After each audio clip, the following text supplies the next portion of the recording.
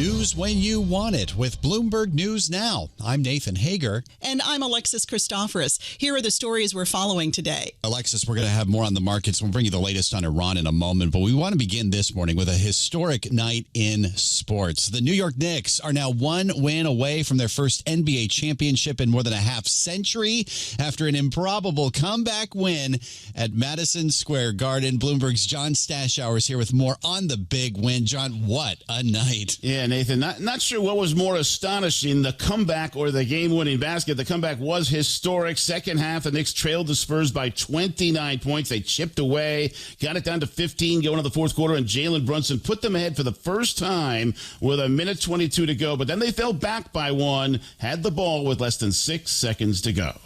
Brunson gets it, fires up a three. Shot no good. The tip, it's gone. It's gone. It's gone. With 1.2 remaining. Knicks take the lead.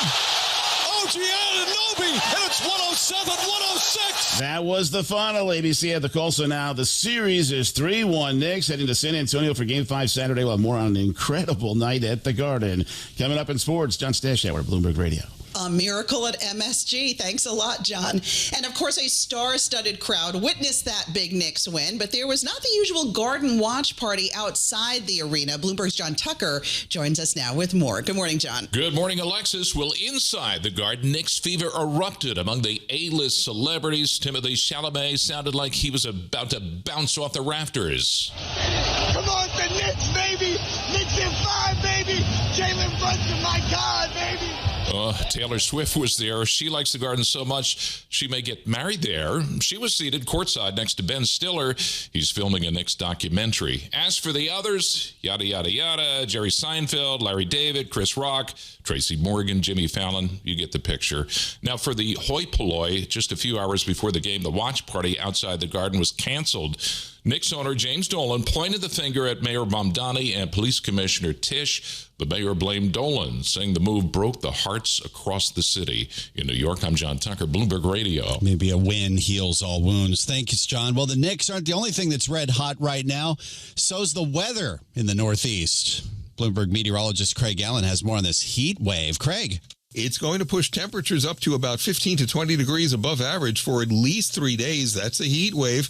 And heat advisories are being issued for many areas, including the I-95 corridor. Places like Washington, Baltimore, Philly, Newark, New York City could see the mercury upwards of 90 to 95.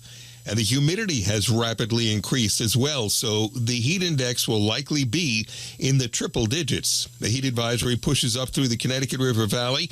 Even Boston should hit 90 today.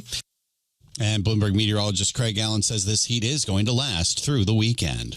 All right, now let's get to the latest from the Middle East. The U.S. has carried out a second straight day of strikes on Iran. That's after President Trump accused the country of dragging out peace talks. We were really close to a deal, but they keep tapping us along. They keep playing us for suckers because, you know what?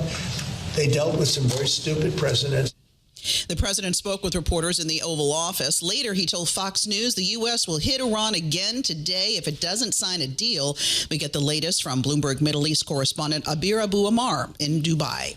To break this stalemate, we assume the U.S. hit targets in Iran today that ended overnight. Iran retaliated again by hitting the U.S. Fifth Fleet in Bahrain. Kuwait closed its airspace momentarily as a precautionary measure. And then Jordan reported 20 missiles or so in its airspace. So we're seeing this tit for tat happening quite a bit more than it has been over the past 2 months or since the April 8th ceasefire was achieved.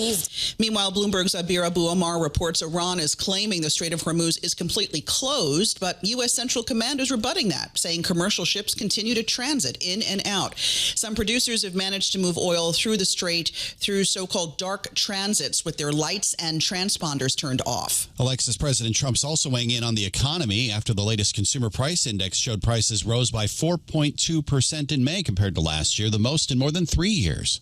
I love the inflation. You know why? Because as soon as this war is over, you know, I can say it now.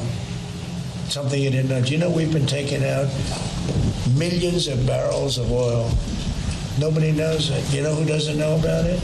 Iran, until right now. President Trump's latest comments are a departure from his earlier argument that the affordability issue is a hoax started by Democrats. And now Democrats are seizing on his remarks. House Minority Leader Hakeem Jeffries posted on X, quote, "We finally found something that Donald Trump loves as much as he loves himself." And that's news when you want it with Bloomberg News Now. I'm Alexis Christoforous. I'm Nathan Hager, and this is Bloomberg.